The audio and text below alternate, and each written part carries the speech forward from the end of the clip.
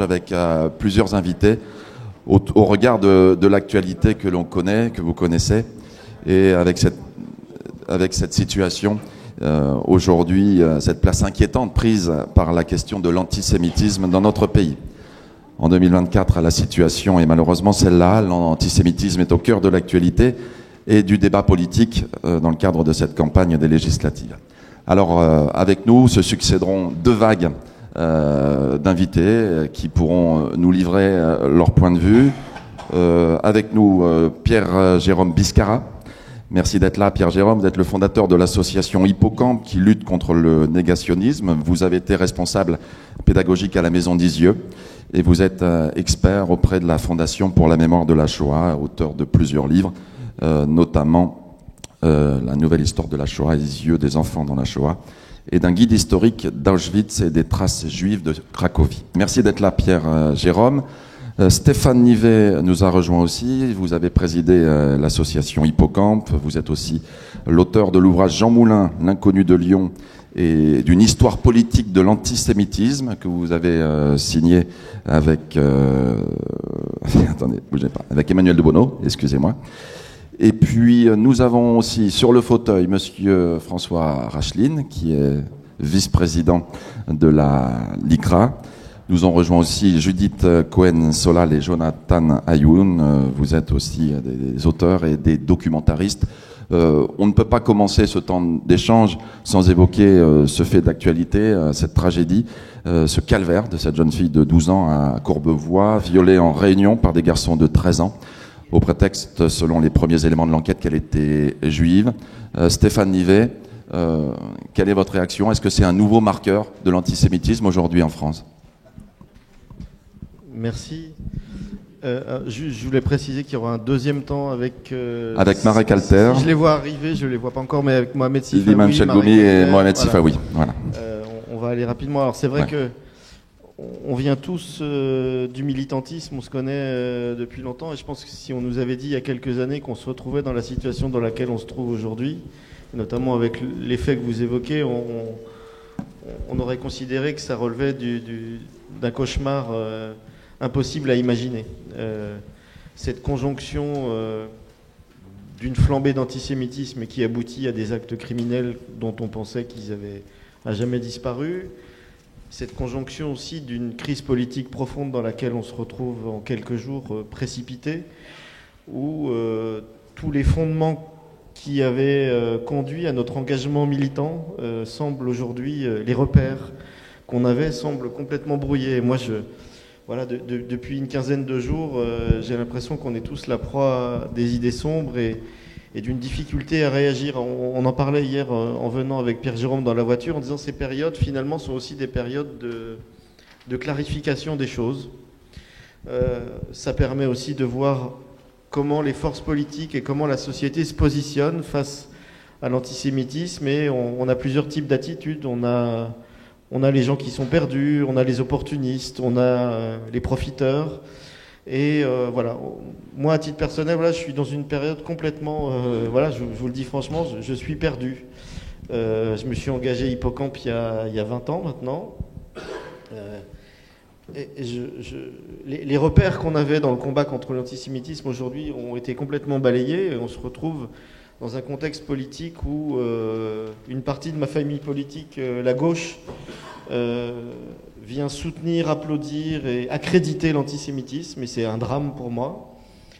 L'autre drame, c'est que l'extrême droite que j'ai combattue pendant des années est aux portes du pouvoir, et on est face à ce double drame orphelin, et voilà, j'ai pas d'autre mot pour l'instant que de vous dire ma stupéfaction et le fait que voilà, alors il y a des maisons solides, voilà, il y a la LICRA qui est là, qui va bientôt fêter ses 100 ans et qui est ancrée dans un combat, et voilà, alors je sais pas quels sont les repères qu'on peut remettre en perspective aujourd'hui, mais on est dans une difficulté majeure où, et il faut le rappeler quand même, on se retrouve avec des élections législatives où la question de l'antisémitisme occupe le cœur du débat. C'est-à-dire que on a assisté quand même à l'organisation d'une coalition politique où pendant une nuit, on s'est interrogé sur la question de savoir s'il fallait qualifier le Hamas d'organisation terroriste. On en est là. On en est là, et c'est vrai que j'ai l'impression d'une régression absolument effroyable. Voilà. Pierre Jérôme. Quelle question. Un peu comme Stéphane, oui, parce qu'on sait. En plus, moi, je suis un spécialiste de l'histoire de la Shoah et j'ai travaillé presque 17 ans à la Maison d'Isieux, voilà. Et tous les lycéens, les collégiens du département de l'Ain sont passés par la Maison d'Isieux. Et quand on regarde la carte électorale et même le village d'Isieux, on a l'extrême droite fait 48%. Quoi. Donc on se dit à quoi tout ça a servi. Et avec une porosité aussi chez la jeunesse aussi. Hein, Ah bah évidemment, oui, ouais. Bien sûr. Et vous l'expliquez comment? Je l'explique pas. On a quand même tous travaillé en se disant l'éducation c'est un pari, et en mettant en place des politiques mémorielles fortes, ça allait agir alors comme un rempart, et en fait pas du tout. Donc et c'est vrai que là aujourd'hui se retrouver, je trouve la situation complètement absurde d'avoir puisque Stéphane parlait de nos parcours militants. Moi, un temps, j'ai été membre du bureau national de l'UNFID, et on avait trois formateurs qui étaient rattachés au Parti socialiste. Il y avait Marie-Noëlle Lillmann, il y avait Julien Drey et Jean-Luc Mélenchon. Et très honnêtement, dans ces années-là, c'était à la fin des années 90, mais l'antisémitisme était proscrit. Enfin, je veux dire, mais c'était impensable. Il y avait juste des gens de la LCR, d'ailleurs qu'on traitait d'antisémites parce ils tapaient sur Israël de manière continue. Et pour vous dire, à la fin des années 90, tous les cadres de l'UNEF partaient une semaine avec l'UEJF en Israël. Et on rencontrait des responsables politiques de la gauche israélienne. Donc c'était ça. Et aujourd'hui, de voir Mélenchon et une partie de ses acolytes tenir ce type de discours, moi je suis absolument effondré. Et de voir également aussi, ça rejoindra tes sujets, qu'une partie de la communauté juive puisse voter pour Éric Zemmour et pour Marine Le Pen. C'est quand même délirant aujourd'hui de se dire que l'extrême droite française défend Israël et les Juifs. Et évidemment, c'est un masque. En fait, ça pourrait être, moi je dis toujours, une scène dans un film de Woody Allen complètement absurde. Vous verrez l'extrême droite dire, mais quand même, comment serait-il pensable d'imaginer que ce corpus idéologique ait disparu en quelques années? Juste comme ça, il n'y a pas de stratégie électorale, de respectabilité pour la prise du pouvoir. J'étais à Perpignan il n'y a pas longtemps, enfin mardi, où justement on présentait notre livre. On peut revenir sur l'épisode de Serge Klarsfeld, quand il reçoit la médaille, au moment même où on inaugure un square en l'honneur de Pierre Sergent, qui est un membre de l'OAS et une figure intellectuelle de l'extrême droite. Moi, je vous dis, j'ai pleuré quand j'ai appris que Serge Klarsfeld, qui en plus a préfacé un de mes livres sur Isieux, enfin voilà. Donc évidemment, c'est une situation complètement, mais bon, ça va pas nous empêcher de combattre. Judith Cohen-Solal, vous avez coécrit avec Jonathan une série documentaire, l'histoire de l'antisémitisme, qui a été diffusée sur Arte. Vous aussi, vous êtes sidéré de cette situation? Alors, sidéré, dans tous les cas, on est interpellé, on va dire ça comme ça. Peut-être que je vais laisser Jonathan parler de la série documentaire, parce c'est le réalisateur, mais on peut parler des livres qu'on a écrits. Donc c'était en 2019, on a écrit un livre qui s'appelle La main du diable, comment l'extrême droite tente de séduire les Juifs de France. Et puis pendant la dernière campagne électorale, un livre sur Zemmour. Et ce qu'on voit, c'est que dans tous les cas, petit à petit, ce qui s'appelle la stratégie de dédiabolisation que Marine Le Pen a mis en place fonctionne. Ne serait-ce que parce que ce mot de diabolisation, il veut rien dire, parce qu'on parlait là d'affichage. Au fond, qu'est-ce que ça veut dire dédiaboliser? Ça veut dire que quand on dit que au Front National, au Rassemblement National, il y a du racisme, il y a de l'antisémitisme, mais pas parce qu'on le dit, puisque ça a été créé par des Waffen-SS, puisque c'est dans l'ADN de ce parti, ça, c'était diabolisé. Donc dire la vérité, c'était diaboliser. Donc elle est dans cette entreprise de dédiabolisation. Donc déjà là, et au fond, c'est repris. C'est repris par les médias, c'est repris partout. Donc il y a des éléments de langage qui vont dans ce sens tout le temps et qui font avancer petit à petit les choses. Aujourd'hui, quand on dit donc la vérité, mais ça marche, il y a quelque chose qui marche. Parce que quand on dit la vérité sur ce qui se passe dans ce parti, qui n'a en effet pas du tout travaillé la question de l'antisémitisme, le racisme, on n'en parle pas, mais qui n'a pas du tout travaillé au sein de ses troupes, il n'y a pas ni de réflexion là-dessus, il n'y a pas de retour, il y a des effets d'annonce. Il y a des déclarations qui vont dans un sens évidemment très populiste, très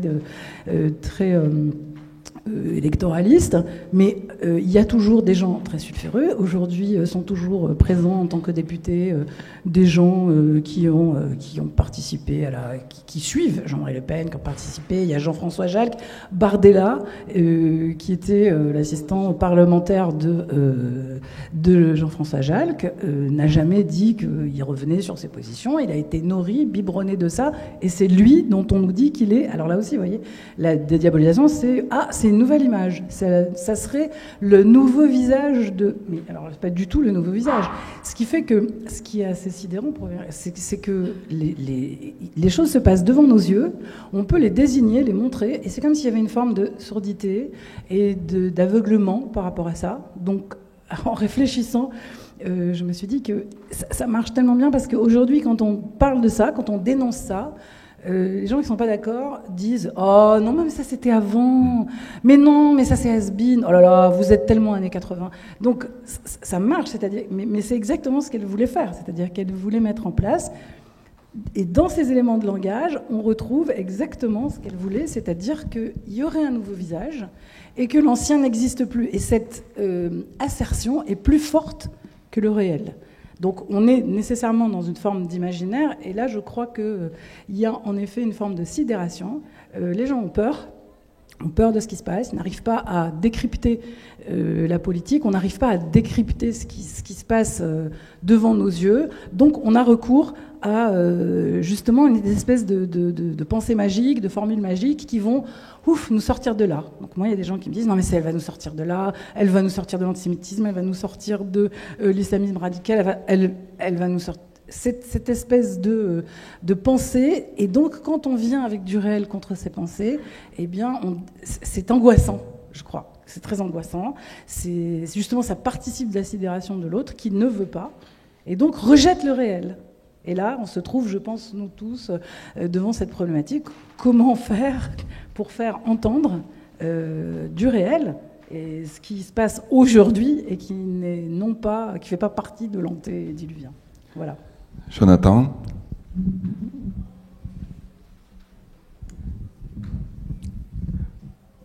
Pour continuer dans ce qui vient d'être dit, qui est basé sur la question aussi de l'inquiétude, qui fait que certains prêtent l'oreille à tort, il faut aussi entendre qu'on se retrouve dans une situation dans l'histoire de l'antisémitisme très particulière, où d'autres, où tout un chacun inquiet se met à faire des hiérarchies, où on ne sait plus s'il faut lutter contre toutes les formes de l'antisémitisme, ou entendre, que ce soit d'ailleurs à gauche ou à droite, d'autres qui disent mais l'antisémitisme, le vrai, il est en face, ou l'antisémitisme, le dangereux, c'est pas le nôtre, c'est celui d'en face. Comme si donc du coup, des deux côtés politiques, gauche et droite, il y a une forme d'acceptation d'une forme d'antisémitisme en son sein, alors qu'avant, déjà avant, il y avait cette position de dire non mais l'antisémitisme il est ailleurs.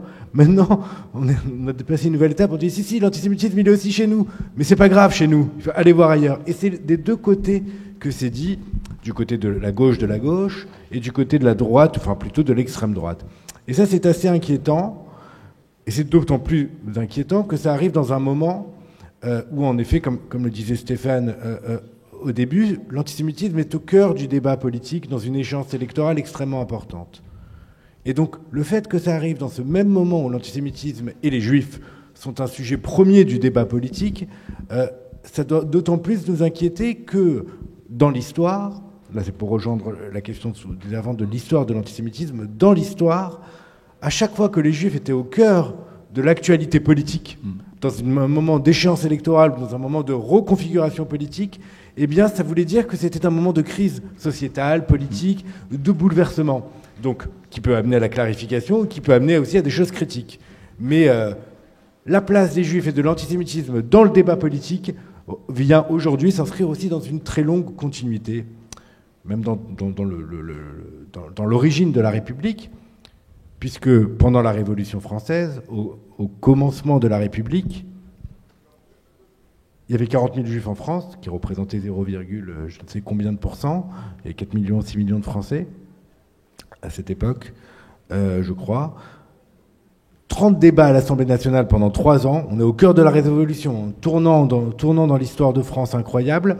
30 débats à l'Assemblée portés sur cette ultra-minorité, à savoir est-ce qu'on les accepte ou est-ce qu'on les accepte pas. Puisqu'en 1789, il y a la Déclaration des droits de l'homme, sauf pour les Juifs, qu'on n'accepte pas dans la citoyenneté. Et donc il y a 3 ans de débat.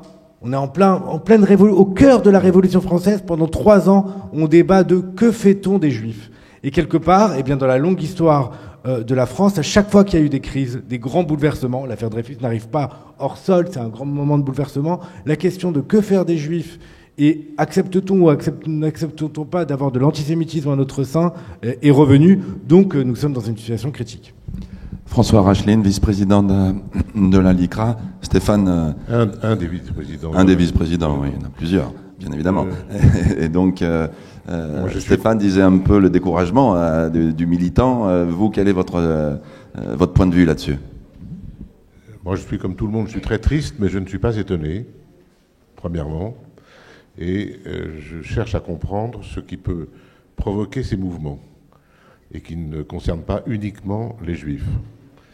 Donc je voudrais évoquer devant vous une date que vous ne connaissez pas, probablement, qui est le 12 mars 1989. Personne ne sait ce qui s'est passé le 12 mars 1989. Je vais vous dire ce qui s'est passé le 12 mars 1989, peut-être vous savez un peu. C'est l'apparition du web. Ça fait 35 ans. Ceux qui sont tombés dans le web comme Obélix dans la marmite, c'est-à-dire tous les jeunes, qui ont aujourd'hui moins de 35 ans, sont des gens qui vivent, plus encore que les gens de mon âge, dans une immédiateté permanente.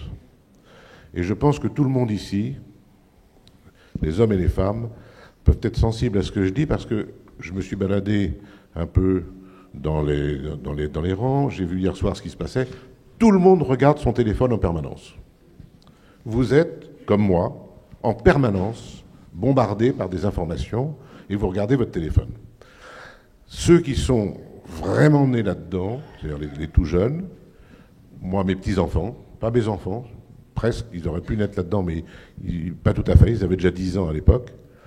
Ce sont des gens que moi j'appelle non plus des homo sapiens, mais des homo internetus.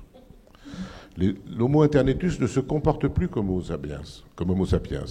Premièrement, l'immédiateté permanente efface toute histoire et tout passé.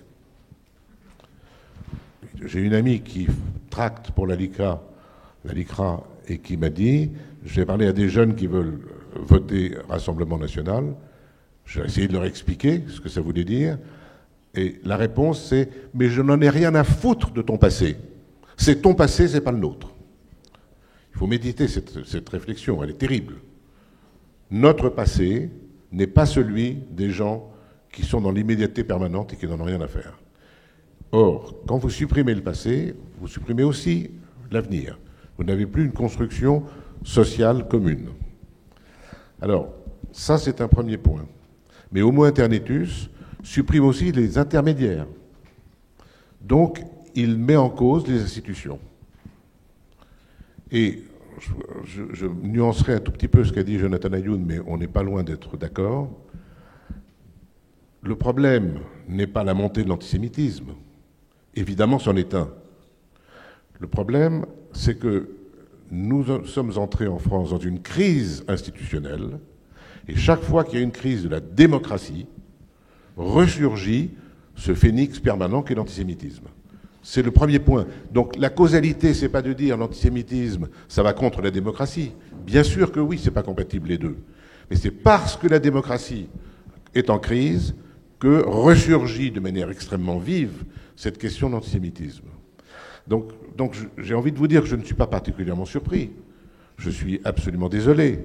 Mais si je regarde les 2000 ou 2200 ans d'antisémitisme, ou plus, si on remonte à une de mes analyses qui remonte disons au 5e siècle avant Jésus-Christ, avec Caté d'Abder, les premières aversions contre les Juifs, je ne suis pas vraiment surpris. Donc oui, il y a des crises politiques à travers l'histoire, depuis la Révolution et bien avant, qui mettent en avant les Juifs, mais j'ai envie de dire pas que les Juifs, parce que si jamais le Rassemblement national, avec Ciotti, selon les premières projections, obtenait la majorité, il n'y aurait pas que les Juifs qui seraient concernés.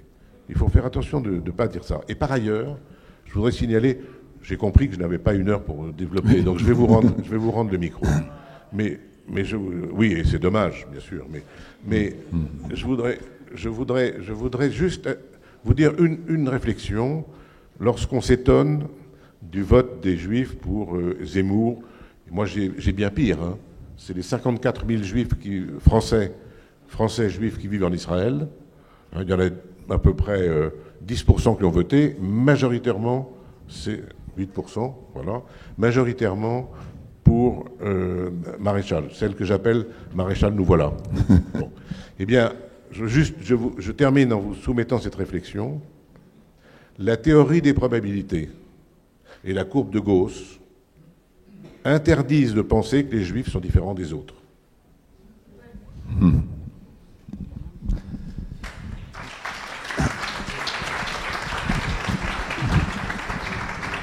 Quelqu'un va ajouter quelque chose, Stéphane? Non, je vais peut-être rebondir sur la question de Zemmour, parce que c'était un mystère pour moi. Là, quand j'étais à la LICRA, on a été les premiers à engager des poursuites contre lui, notamment dans son travail de réhabilitation du maréchal Pétain. Et ça reste un mystère pour moi, effectivement, qu'une partie de la communauté juive accorde ses voix à quelqu'un qui réhabilite Pétain. Voilà, c'était un mystère, et il fallait le voir à l'audience, d'ailleurs, avec la véhémence avec laquelle il soutenait le propos. Et ce parallèle avec Pétain me renvoie au débat initial qu'on a évoqué tout à l'heure sur le fait que, faire un parallèle, Maurras, voyant arriver Pétain au pouvoir, avait dit que c'était une divine surprise. Et bien, j'ai l'impression que pour le Rassemblement national, Jean-Luc Mélenchon est la divine surprise du Rassemblement national. Et Zemmour. C'est-à-dire que Zemmour a permis de recentrer le Rassemblement national. Et puis Mélenchon, alors pour l'extrême droite, c'est un cadeau formidable. Ces antisémites d'extrême gauche, c'est génial pour l'extrême droite. Mais je vous invite à relire, en 2011, le discours qu'avait fait Marine Le Pen au moment où elle a pris la présidence du Front National. Elle a passé 15 minutes à faire le panégyrique de son père en expliquant qu'elle lui devait tout. Pendant 10 minutes, je vous invite à relire son discours. Elle n'est jamais revenue sur ce qu'elle a dit en 2011. Évidemment, elle l'a écarté ensuite, etc. Et voilà, il faut avoir conscience de ça aussi. Tu disais tout à l'heure que Jordan Bardella a été l'assistant parlementaire de Jean-François Jalles, qui a dû quitter la présidence éphémère du Front National intérimaire qu'il avait pour les propos qu'il avait tenus à propos de Robert Forisson, pour lequel il avait une admiration formidable. Voilà. Et donc, on se retrouve dans une phase politique de très grande décomposition, où ce que tu disais tout à l'heure est juste, c'est-à-dire que le passé, l'invocation même des gens à qui on parle des choses de 2011 aujourd'hui, pour eux, l'impression que c'est une éternité. Le 21 avril 2002, les jeunes qui vont voter pour la première fois, pour eux, ça appartient à la préhistoire. Voilà. Et tout ce référentiel est complètement aplati par l'immédiateté, et on est démuni avec les outils traditionnels qu'on utilisait sont épuisés, et il faut qu'on fasse preuve d'imagination maintenant pour ce nouveau contexte où on nous demande de choisir entre des racistes et des antisémites. Et j'en veux beaucoup au président de la République de nous avoir mis dans la situation de cette impasse politique où on se retrouve dans un contexte politique où on est abandonné devant ce choix impossible à faire. Quelqu'un veut prendre la parole? Est-ce qu'il y a une question dans la salle? Oui. Je vais me déplacer, comme ça on vous entendra. Oui, j'avais une question. On se posait la question de savoir pourquoi des Juifs, comment des Juifs pouvaient voter Front National. Moi, je pose la question du rôle des médias. On a très peu, aujourd'hui, quand on regarde et qu'on allume la télévision, on a très peu d'informations où on nous rappelle ce qu'a été, et ce que disait Stéphane Nivet, ce qu'a été le Front National, les discours de Marine Le Pen. C'est très facile aujourd'hui dans une émission de pouvoir remontrer des images, de pouvoir faire des montages et de montrer qui est son entourage. Aujourd'hui, je pense que les médias ont aussi contribué à refaire cette image du Front National et à lui permettre de porter ce masque. Ma question est la suivante. Que peut-on faire pour lutter contre ces extrêmes, que ce soit le LFI ou que ce soit le RN, par la voie des médias? Est-ce que les journalistes n'ont pas un rôle à jouer dans ce cadre? Ça, c'est ma première question. Et la deuxième, est-ce qu'il n'y a pas à revoir la formation des journalistes? Parce qu'aujourd'hui, on voit plus des experts qui savent tout sur tout, mais surtout tout sur rien.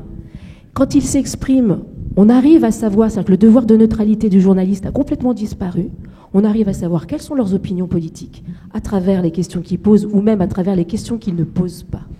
Voilà, c'est ma question, ma réflexion. Sarah, je t'invite à regarder l'âge des journalistes. C'est le point clé. C'est le point clé. Les journalistes sont compatibles avec ceux qui les interviewent. Ils n'ont pas besoin d'aller chercher ce qui s'est passé il y a 30 ou 50 ans. Ce qui compte, c'est hier. Hier. Vous avez dit hier ceci, etc. Expliquer à quelqu'un, tu n'étais peut-être pas là quand je l'ai dit tout à l'heure, mais des jeunes disent, c'est votre passé, c'est pas le nôtre. Mais oui, mais il faut, quand on est confronté à quelqu'un qui vous dit, c'est ton passé, c'est pas le mien, comment est-ce qu'on fait pour parler avec lui? Sur les médias, il y a d'autres... Il y a aussi un glissement qu'on observe, c'est le fait qu'on a une prolifération des médias d'opinion. C'est-à-dire le journalisme recule devant ces plateaux télé que vous avez tous en mémoire, où on invite des gens, où on n'est plus dans le journalisme, on est dans la pseudo-expertise de l'opinion, et le travail journalistique, lui, a tendance à se résorber. Et c'est vrai que ce que disait François est exact. Moi, ça fait maintenant 20 ans que je fais des relations presse dans mes différentes activités professionnelles. Je peux donner l'âge d'un journaliste au téléphone en fonction de la question qu'il me pose et de la manière qu'il a de me la poser. Et je sais faire la différence, je vois tout de suite l'horizon et la formation, et il y a un vrai sujet sur aujourd'hui de jeunes journalistes qui arrivent avec un contexte, un point de vue qui pose problème à la fois sur la fiabilité du métier, l'éthique du métier, et le fait qu'ils ont intériorisé beaucoup de choses sur la dédiabolisation, sur le fait que l'antisémitisme appartient au paysage et qu'on l'accepte, et c'est très déstabilisant. Et je partage l'avis de François sur la question de l'âge du journaliste. Alors moi, je vais dire qu'il y a... alors c'est vrai, mais en même temps, donc dans ces médias d'opinion, il y a des journalistes qui ont quand même un certain âge, je pense à certains, qui en fait se servent, eux, du passé pour savoir comment le tourner. Pépé. Il dit Pascal P. Et qui s'en servent pour le détourner à la manière qui les arrange, en fait. Et ils vont avoir des références.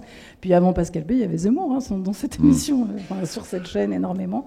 Moi, je voulais dire juste une chose, c'est qu'il y a la technique de la citation qui est en fait extrêmement ça, plus parce qu'il y a aussi, avec la question d'âge, dans les médias, ce côté information permanente.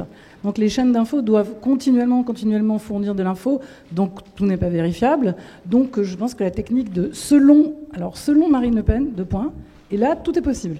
Donc il n'y a pas besoin de vérifier, et il peut y avoir des bandeaux qui passent répétant des choses fausses, juste parce qu'il y a écrit selon machin, ta.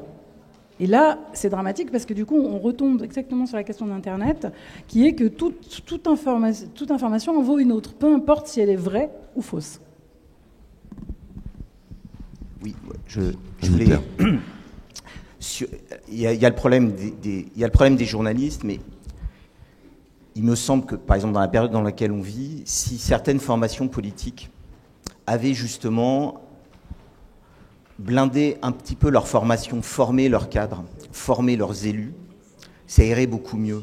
Et par exemple, un des grands désastres, moi j'ai passé une partie de ma carrière à enseigner ce qu'est la notion de génocide. Enfin, les définitions juridiques, les génocides reconnus, on se dit mais ça a servi à rien. Et j'étais mardi à Perpignan pour présenter le livre là, donc Histoire politique de l'antisémitisme de 1967 à nos jours. Et il y avait dans la salle des gens de LFI. Donc alors, évidemment, ils disaient Israël est une théocratie. Mais je leur disais mais vous connaissez Israël? Vous êtes déjà allé en Israël? Vous avez déjà parlé avec des Israéliens, des franco-israéliens? Mais pas du tout. C'est-à-dire une absence de connaissance de ce qu'est le judaïsme, les juifs et Israël. Et il me semble que ça soit les Verts ou la France Insoumise et d'autres formations politiques seraient bien inspirées de revoir quand même quelques fondamentaux. Et leur antisémitisme, mais il n'y a pas de connaissance, c'est pas l'antisémitisme de l'extrême droite où tout est structuré. Moi, je raconte toujours cette anecdote. Quand je suis à la ville de Lyon, j'ai travaillé pour la ville de Lyon pour un exécutif de gauche. Ils avaient invité Salah Hamouri, je m'y étais opposé, et il y a eu des manifestations, et un élu de la ville de Lyon est venu me voir et m'a dit, là, qu'est-ce qu'ils sont puissants. Alors moi je lui dis, soit je me fâche tout de suite, mais je vais faire un peu d'ironie, et donc je lui réponds, tu n'as pas tout vu, parce que quand ils vont empoisonner les puits, ça va être pire. Il n'avait pas la référence. J'ai vu qu'il ne tiltait pas. Il y avait mais pourquoi tu dis ça, Pierre-Jérôme? Et là, j'ai dit, bon, ok. Donc, il n'a même pas ses fondamentaux anti-judaïques. Je veux dire, t'es perdu, quoi. Et je me dis pas une des solutions, mais que le fait de revoir ces questions-là, en tout cas de formation, Emmanuel de Bono, qui n'est pas là aujourd'hui, avait participé, le pauvre, il est revenu déprimé, d'université d'été de la France Insoumise et d'Europe Écologie Les Verts, parce que il y a aussi le fait qu'il y en a qui veulent décidément ne pas apprendre. En tout cas, pour les avoir côtoyés un temps pendant 3 ans, une absence totale de culture historique et de culture politique. Dramatique, mais vraiment dramatique. Voilà. Donc il y aurait des choses à revoir là-dessus. Merci messieurs, on va changer de plateau. Tout ça devant le public. Dame. Formidable, merci à vous.